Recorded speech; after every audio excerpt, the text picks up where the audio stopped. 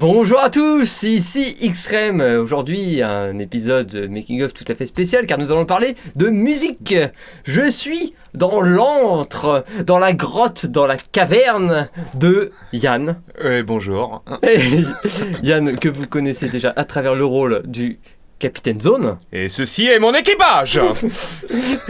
Mais c'est aussi lui qui compose l'ensemble des musiques de la saga. Alors on a choisi de vous présenter 3 musiques qui ont été composées un petit peu différemment pour que vous voyez un petit peu de quoi est constituée cette fameuse musique justement.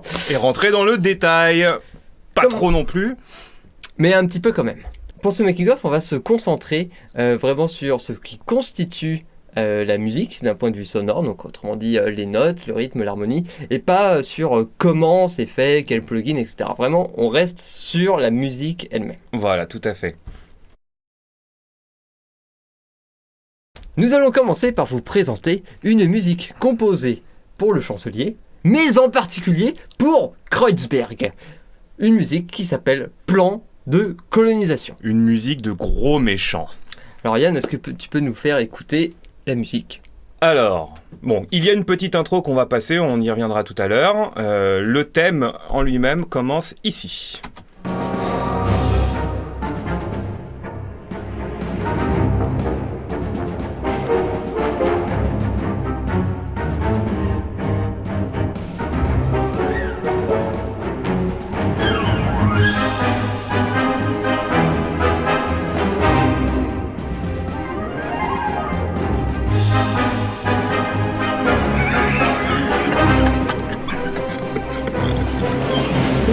Et voilà.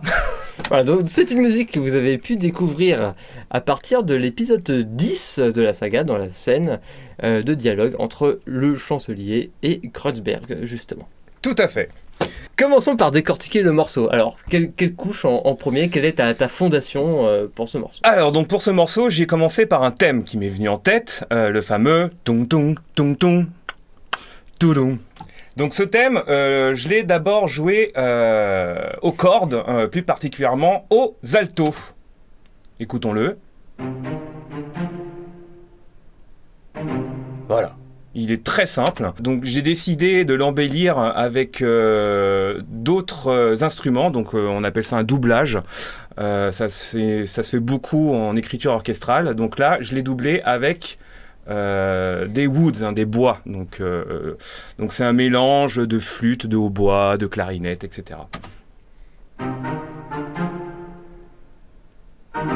Voilà. Donc du coup, ce doublage au bois est un doublage avec des accords. C'est-à-dire qu'il va enrichir aussi harmoniquement le thème. Voilà, donc c'est à peu près tout ce qu'on a comme instruments qui vont jouer le thème. Après, tout le reste, c'est de l'accompagnement. Donc en accompagnement, on a toutes les cordes qui sont ici en vert. Donc je vais toutes les mettre. Hop. Et voir ce que ça donne. Voilà, c'est des cordes staccato, c'est une articulation en fait piquée. Voilà, etc. Donc du coup, là, on commence à avoir une bonne structure. Maintenant, en musique orchestrale, on aime...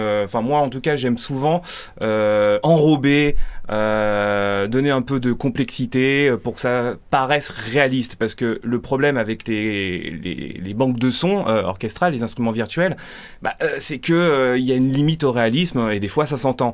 Donc, en gros, plus il y a d'instruments, plus on noie le poisson et plus on arrive à avoir un résultat en fait réaliste. Donc du coup, au niveau de la composition, j'ai rajouté ce qu'on appelle des réponses. Donc c'est des instruments qui vont répondre au thème, c'est-à-dire utiliser les mêmes langages, les mêmes motifs du thème, mais comme un thème secondaire, une réponse quoi, tout simplement. Donc écoutons ça. Alors on va enlever la partie d'accompagnement pour que vous puissiez bien entendre les réponses, le thème et ses réponses.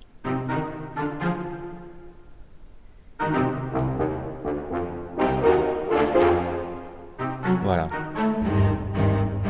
Voilà. Donc toujours des petites choses pour un peu faire en sorte que ça soit pas ennuyeux, toujours attirer l'oreille vers un petit élément, etc.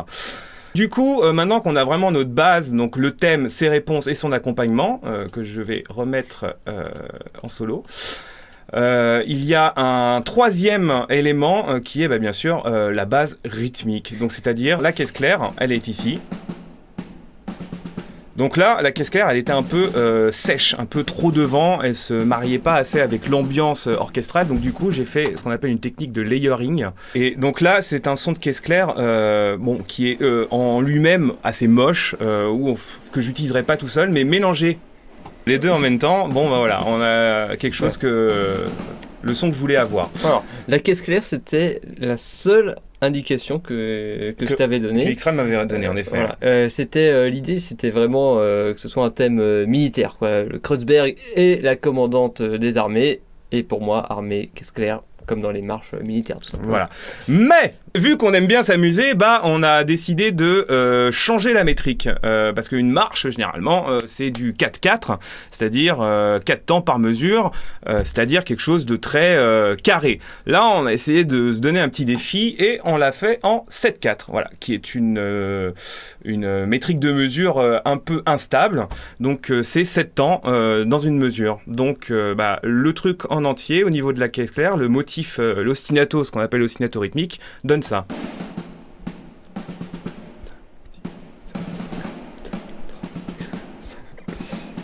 Et voilà.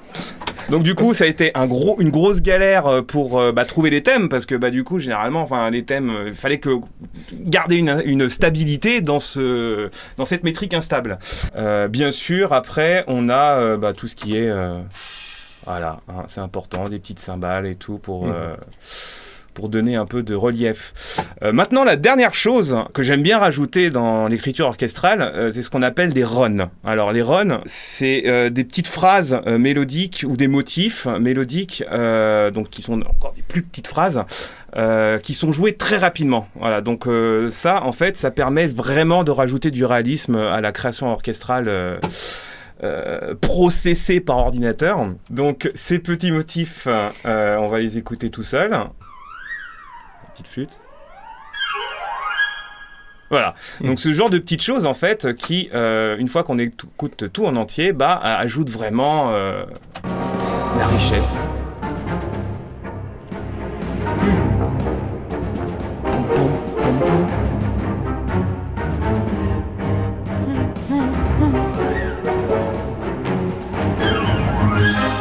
Voilà. Et là on arrive vraiment, ça sert de transition, etc. Bon, et pour finir, on va passer sur un peu où le thème prend un peu plus d'envergure, où il y a donc plus d'instruments qui jouent le thème, parce que là, je vous rappelle, il n'y avait que les bois et les altos qui jouaient le thème. Donc là, on va les réécouter pour cette deuxième partie du thème. Voilà. Au niveau de la composition, on voit par rapport à la première partie du thème que ça s'énerve un peu plus, il y a un peu plus de notes, mais on garde le côté papa qui est en gros mon motif principal. Donc je me sers de ce motif pour développer mon thème et l'emmener pour qu'il s'énerve un peu plus. Donc voilà, avec toujours tout le todo. Voilà, c'est un peu aussi un petit motif qui permet de reconnaître ce thème. Donc, comment j'ai fait pour le faire grossir? Donc, je l'ai joué par des trompettes, rejointes par des corps, etc. Et toujours les petites réponses.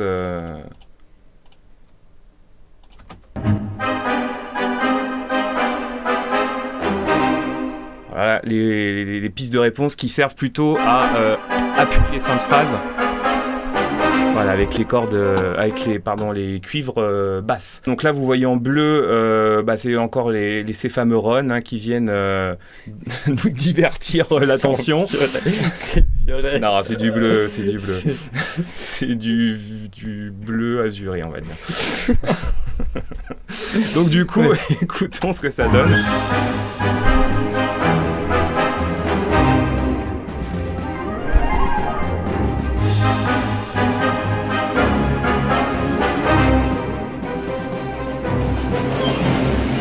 Voilà. Et toujours, je fais souvent ce genre de petites fins un peu en suspens pour les besoins de music editing de Raymond. Après cette fameuse fin ouverte, le thème va changer. On va passer par une petite phase de transition avec peu d'instruments. Ça, c'est quelque chose qui est assez pratique après pour moi dans le music editing parce que ça me permet de le mélanger avec d'autres musiques si jamais je veux que ça parte autrement. Mais donc là, on va voir comment la musique est censée partir, comment elle a été composée par la suite. Donc, deuxième mouvement. Deuxième mouvement, sans compter l'intro. Alors... Deuxième mouvement, donc nous avons un nouveau motif du coup fait aux cordes graves, donc violoncelle contrebasse, qui est très souvent utilisé par Extreme parce que c'est quelque chose de très grave, dark même, hein, on va dire ça comme ça. Et puis il y a des passages qui sont très sombres dans la série, donc heureusement qu'on a ça. Donc on vous le fait écouter.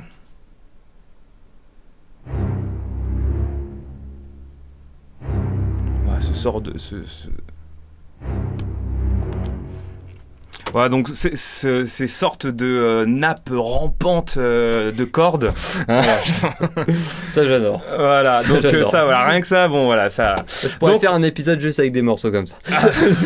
On aimerait bien. Alors ensuite, on a un espèce de thème qui est développé petit à petit, qu'on va écouter.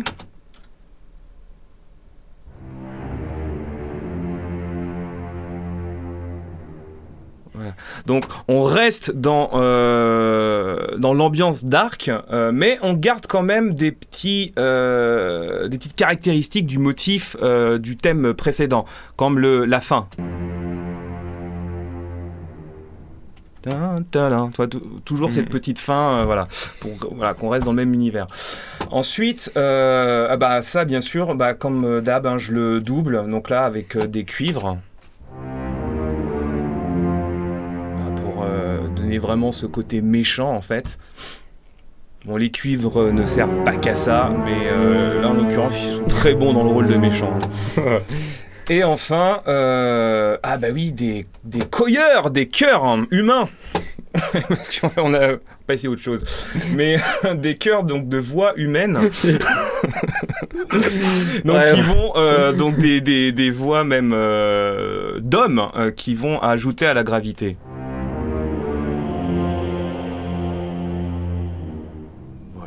Et puis ce thème va se développer en montant un petit peu plus avant cette dernière partie, mes amis, la partie de l'explosion qu'on va vous faire écouter comme ça.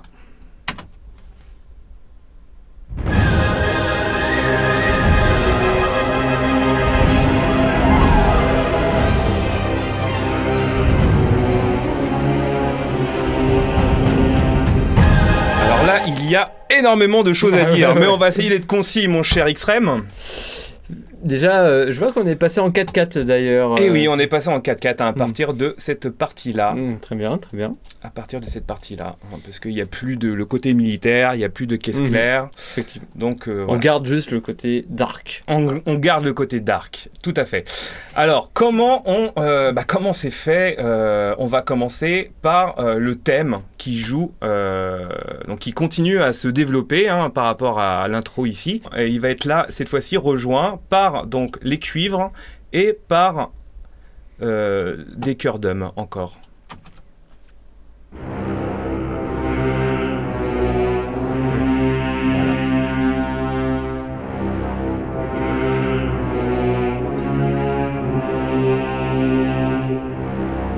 Ça se répète. Donc, on a quelque chose, voilà. Là, le thème prend sa forme, on va dire, finale. Avant, c'était des petites, comme des petits essais, des petits balbutiements de ce thème. Et là, hop, il prend sa forme finale.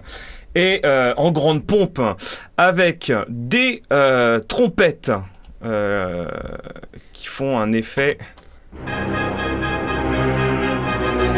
Voilà, des trompettes staccato, encore une fois.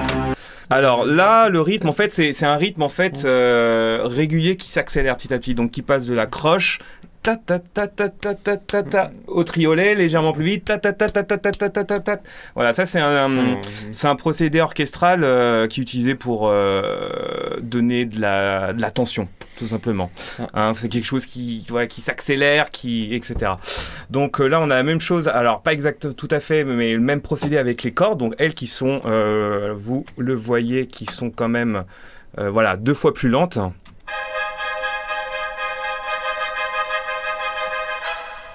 Voilà. Donc avec ceci, on rajoute les fameux runs qui sont toujours en bleu azuré. Et en bleu ciel. En violet, c'est ça, exactement. Et en bleu ciel, nous avons les percussions. Donc les percussions qui vont permettre d'intensifier le thème en le structurant.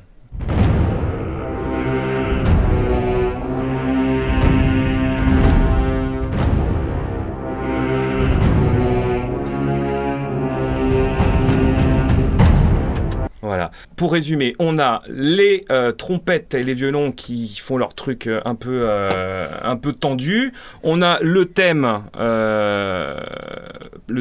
qui se défile, et on a les percussions qui structurent ce thème. Ensuite, c'est de la nappe. Donc je vais vous faire écouter tout ça. Donc ça va permettre de grossir la composition, tout simplement. Donc des nappes au violon, enfin aux cordes, et des nappes au chœur.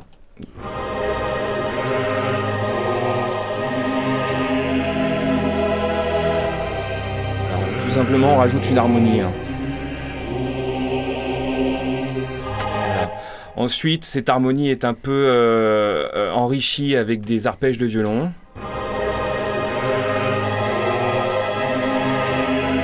Ça donne ça.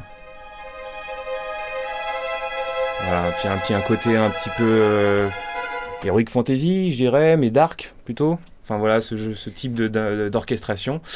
Et enfin, nous avons les runs, donc je ne vous les fais pas écouter en solo, mais vous allez essayer de les entendre par vous-même avec le tout. Donc il y en a ici et ici.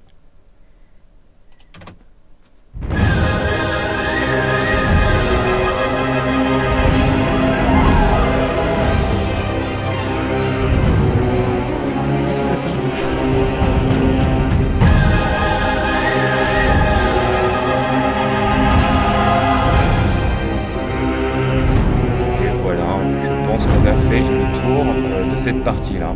Très bien. Écoute, c'était très intéressant parce que effectivement, dans le mix final de l'épisode, cette musique est mélangée, elle est coupée et c'est très, très dramatique quand je parle.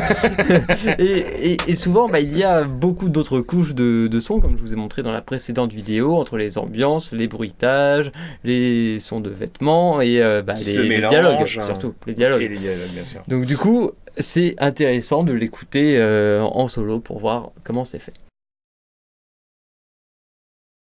On va maintenant passer à un deuxième type de composition, très différent du premier qu'on vient de voir, donc qui était basé sur des instruments virtuels et sur un thème, sur une idée générale, donc c'était militaire. Là, l'idée, c'est de composer en rythme vis-à-vis d'un dialogue. Donc dans ce cas-là, j'envoie le dialogue à Yann et je lui dis ça serait bien si on pouvait faire quelque chose de très rythmé à cet endroit-là, que ça colle bien le rythme de la voix. Et pour ça, en général, c'est des répliques vraiment iconiques, très particulières. Et dans le cas présent, il s'agit de la sorte de déclaration d'intention artistique du personnage de Kunz dans l'épisode 11. Dans l'épisode 11. Voilà.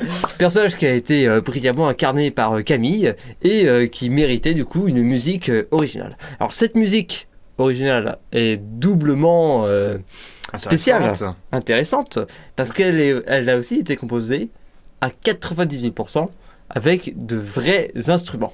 Voilà. De vrais instruments. Voilà. Pas des instruments virtuels, sauf deux. Voilà, donc des instruments acoustiques. Enregistrés en prise de micro, etc., etc. Tout à fait normalement. Alors, on va commencer par le commencement, c'est-à-dire le matériel de base sur lequel j'ai fait ça, c'est-à-dire ce que m'a envoyé Xrem, c'est-à-dire les répliques, les voix, les dialogues. Écoutons ça. Les verbes quoi ? C'est une interprétation intéressante, mais elle est mauvaise, cher ami. Le cri, c'est avant tout l'expression vocale d'une individualité transcendantale, contemporaine, s'exprimant toutes les 2347 secondes, sous la forme d'un hurlement primordial expressionniste retenu dans un huis clos. Je suis la digne héritière des avant-gardes des années 20. Enfin, 2320. C'est lui qui écrit les textes. Et je les écoute beaucoup. Mais quand même, un big up, quelle actrice, Camille. Parfaite. Super, super. Très inspirante, très inspirante. Donc, les ingrédients pour une recette telle que celle-ci sont un banjo cassé. Très important le fait qu'il soit cassé, hein. Sinon ça marche pas. Ce n'est plus de la musique contemporaine après. Une guitare cassé. Un violon que je ne vous un violon que je ne vous montre pas, mais qui lui marche très bien, mais il a quand même servi à faire des trucs assez bizarres. Enfin, il marche très bien pour l'instant. Pour l'instant. Mais le plus intéressant, mes chers amis, le saladier musical. Le saladier musical. C'est un peu, voilà, la caverne aux merveilles d'Ali Baba. Alors, nous avons les super cymbales. Alors ça, si vous pouvez investir dedans, je vous le conseille vivement. Surtout si vous êtes batteur, par exemple. Surtout si vous êtes batteur, ouais. Nous avons le triangle. Le triangle. J'aimerais, avec sincérité et sérieux, lui redonner ses lettres de noblesse. Il a notamment servi à nous aider à comprendre que le temps passe avec ce petit motif. J'adore. Voilà. Voilà, on va écouter le petit motif. Voilà. Alors pourquoi une boîte d'instruments de ce type ? Eh bien, tout simplement parce que la scène se passe dans une école primaire et que c'est typiquement le type d'instrument qu'on va distribuer aux enfants pour l'éveil musical. De plus, c'est aussi des choses qu'on retrouve en musique de cartoon. Et ce qui va très bien à l'excentricité du personnage de Kunz. Et enfin, qu'on retrouve parfois en musique contemporaine, en particulier les instruments préparés, donc cassés, mais bien cassés, on va dire. Cassés avec la volonté de faire quelque chose, voilà. Par accident. Eh bien, nous allons commencer par les deux seuls instruments virtuels qu'il y a, c'est-à-dire une clarinette et un hautbois. Voilà, ils sont juste en intro. Quoi ? C'est une interprétation intéressante, mais elle est mauvaise, cher ami. Voilà. J'aime bien parce qu'il rajoute quelque chose d'inquiétant. Oui. On sait pas comment ça va partir. On sait pas. Il vaut mieux pas qu'on sache. Croyez-moi. Mais on va quand même le voir ensemble. Alors, on a commencé par un violon. Donc deux violons qui se répondent. Vous allez voir ça tout de suite. Les vermes quoi ? C'est une... La technique des mouettes. Faut le savoir que c'est du violon.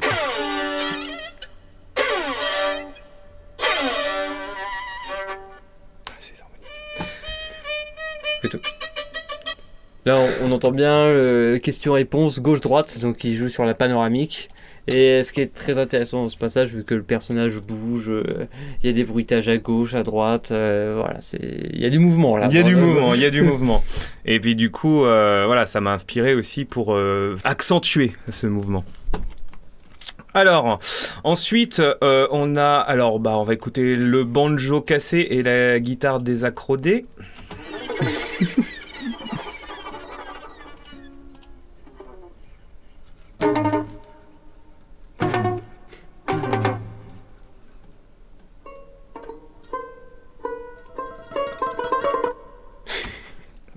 etc. Nous avons une flûte d'enfant.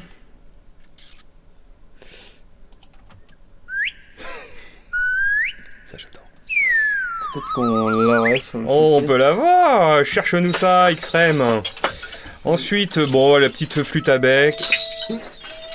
Voilà, ça rappellera peut-être des souvenirs à certains.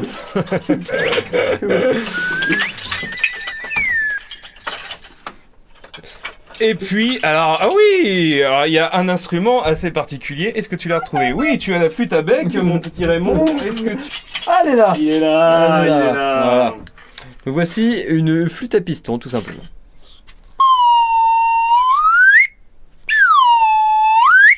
un indispensable de la musique de cartoon. Tout à fait, de la musique tout court, hein, j'ai envie de dire. Oui. Voilà, et puis enfin, mon petite particularité ethnique, le kazoo. Le kazoo, pour ceux qui ne connaissent pas. Donc là, bon, j'ai même pas fait de notes, hein, j'ai ri. Je suis marré dedans, en fait. On a fait une chanson rien qu'avec ça un jour, hein, il faut le savoir. C'est très inspirant le kazoo. Bon, bah écoutons un peu voilà, ce que ça donne ensemble. Ah, et le triangle quand même. Le meilleur pour la fin.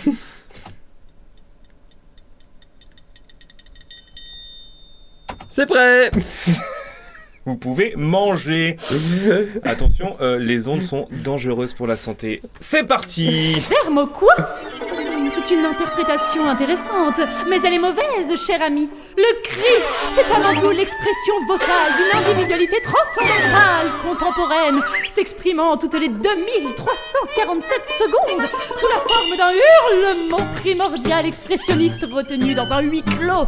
Je suis la digne héritière des avant-gardes des années 20. Enfin, 2320, vous l'aurez compris. Donc là, vous l'aurez compris, mais vous aurez aussi remarqué que niveau rythmique, la musique s'appuie quand même sur des accents de la langue française, enfin, en tout cas qu'utilise Camille en parlant, notamment ici. Sous la forme d'un hurlement primordial expressionniste retenu dans un huis clos. Je suis la digne... C'est le genre de chose qui est sympa à faire. Ouais.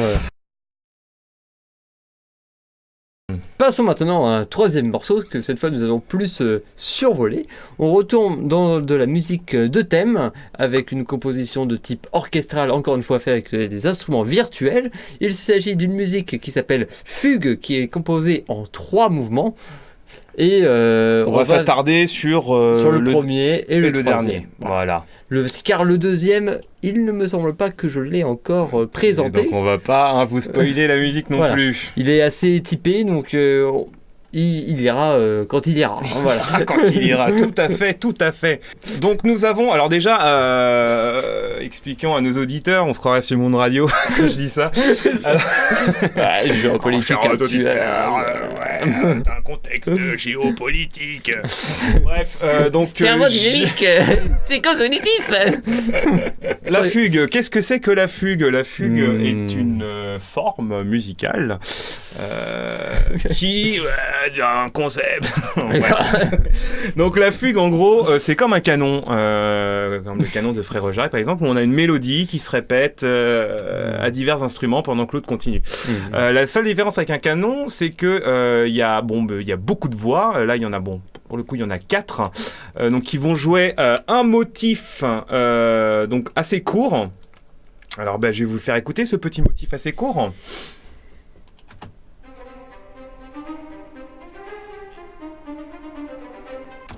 Voilà, c'est le motif. C'est très court. Donc le premier instrument, donc en l'occurrence le violon 2, va jouer en premier ce motif. Il va être ensuite rejoint par le violoncelle qui va lui répondre ici même. Donc pendant cette réponse du violoncelle, le violon 2 va continuer sa mélodie.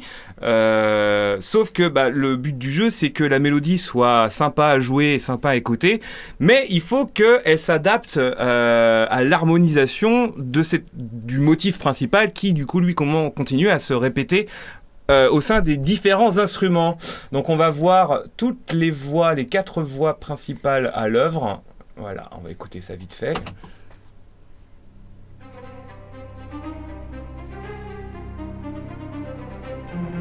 Les violoncelles. Une petite partie de transition. Et enfin les violons dans les aigus. Et enfin la contrebasse. Et puis après, faut bien que ça se termine. Donc on termine ça comme on peut. Voilà. Donc ensuite, rapidement, qu'est-ce que j'ai rajouté une fois que j'avais cette base-là? J'ai doublé les violons 2, donc qui commencent l'exposition du thème par des flûtes. J'ai doublé le violon 1, qui sont généralement plus aigus que les violons 2, par la flûte piccolo, qui est une petite flûte traversière. Et enfin, le cello, le violoncelle, par des clarinettes et un hautbois et enfin la contrebasse par un fagotti, un basson. Voilà, écoutons vite fait ce que ça donne. Donc voilà, au début les violons sont tout seuls. Voilà, ça donne un petit côté féerique un peu quand on rajoute des bois comme ça. Voilà. On a bien sûr cette contrebasse ici, là, sustain, c'est-à-dire qui fait des notes tenues pour donner une espèce d'ambiance un peu grave. Et enfin, pour terminer, surtout la fin, l'habiller un petit peu, on a des nappes de cor et de trombone, ainsi que des runs, les fameux runs qu'on retrouve ici au violon, enfin à tout l'orchestre à cordes d'ailleurs, et puis des petites glissades, glissandi, pour la fin. Donc écoutons, et bien sûr, on a les percussions qui vont un peu structurer tout ça.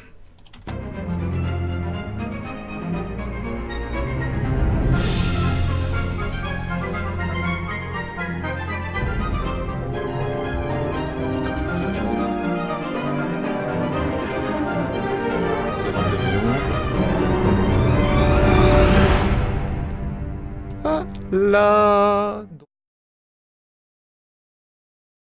on va tout de suite passer au thème que vous connaissez tous, ou en tout cas que vous reconnaîtrez peut-être, qui est beaucoup utilisé, c'est la musique des héros. Voilà, donc là c'est un thème typiquement d'aventure, Oui. qui est utilisé dans les scènes où il y a l'équipage principal, et souvent dans les moments d'optimisme ou d'action, et voire même de clôture d'épisode, en tout cas quand il y a une mission. Tout à fait. Donc la musique doit être à la hauteur. Alors, est-ce qu'on l'a fait écouter d'abord ? On l'a fait écouter. On l'a fait écouter d'abord, hein ? Voilà. Transition.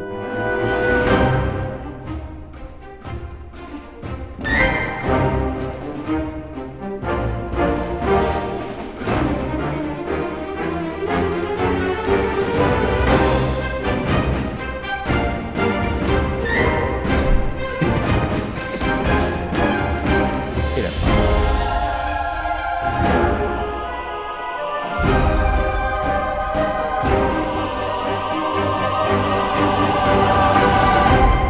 Donc une fin chargée comme ça avec les chœurs, typiquement c'est parfait pour clôturer un épisode. Et le début de la musique on le retrouve plutôt dans la scène par exemple où il y a le capitaine Zone, voilà, il vient de rencontrer la résistance s'en va et il est là genre parfait et la mission se lance et etc. Donc vraiment quelque chose d'optimiste. Quelque chose de parfait. Voilà, c'est comme ça qu'il faut faire. Alors, je suis le capitaine Zone et ceci est mon équipage. Donc nous avons un premier thème qui est joué pour l'instant aux cordes seulement.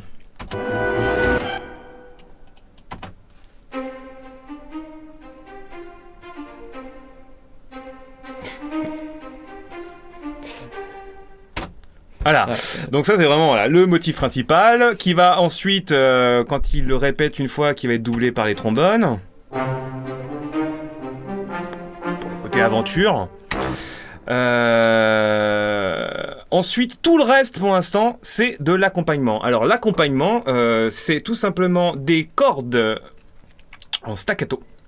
Donc les notes piquées, une articulation de cordes, mais pas que de cordes, de plein d'autres instruments. Donc on a les cordes qui sont en verte, on a les cuivres qui sont en orange, on a les bois. Alors ici les bois ils ne servent qu'au run, mais les bois qui sont en bleu azuré. L'accompagnement c'est ça.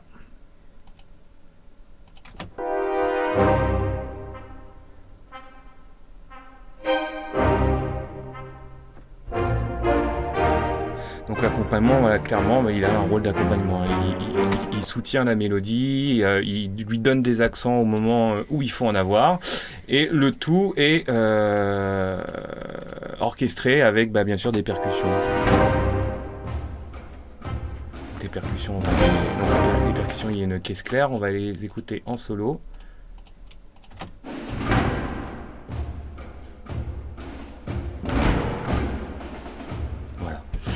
Donc le tout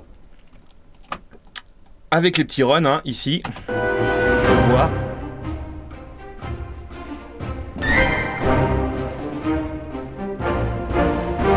Voilà, donc vous voyez vraiment que les runs, hein, ça sert vraiment, parce que si je les enlève, on n'a pas ce côté réaliste d'orchestre, je trouve.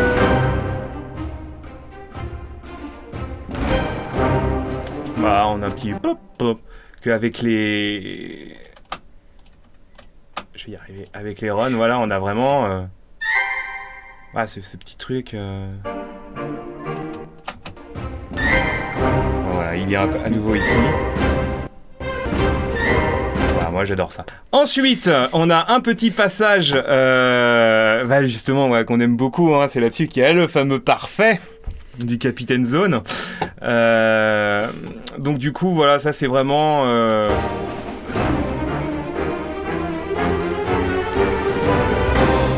Voilà, une espèce de mesure un peu de flottement, en l'occurrence 2 mesures de flottement, où on a quelque chose qui avance, qui monte, au final pour retomber sur ses pattes.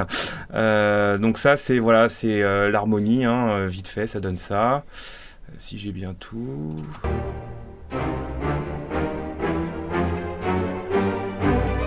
Voilà, et puis des petits runs au violon qui font le taf.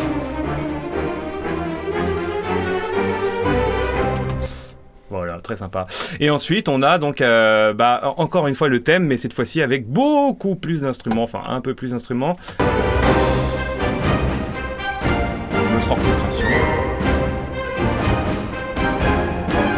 Voilà, donc au niveau du thème, on a la trompette qui est ici, qui nous rejoint. Et vu qu'on a plusieurs trompettes dans un pupitre de trompette, il y en a 2, donc du coup on lui fait jouer aussi, on lui fait harmoniser un peu la mélodie.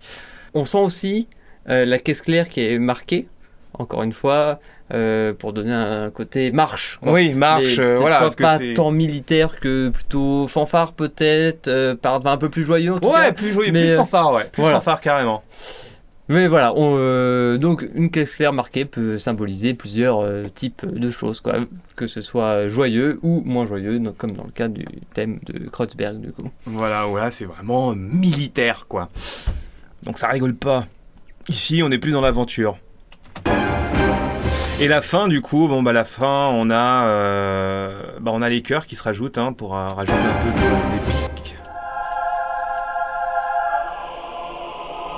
Donc vous remarquerez que y a aussi du lay, du layering dans les chœurs, parce que voilà, les banques de chœurs, souvent c'est une technique qu'on utilise en production, on va dire virtuelle d'orchestre.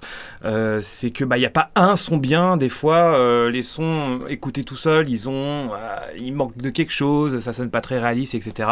Donc on fait des mélanges de plusieurs banques de sons pour se rapprocher de ce qu'on veut. Voilà pour la petite présentation de la composition musicale pour Alien 2347. Vous avez pu voir différentes méthodes, différents types de musique. Ouais. J'espère que ça vous a plu. Moi aussi. Et puis je vous dis à très bientôt. Salut.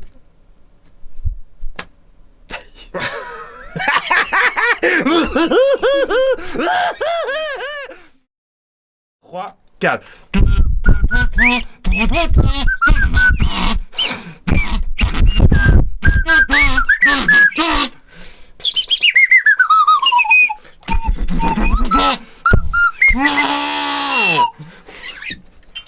On a répété beaucoup. Parfait. Ah, nickel, tu me termines comme ça.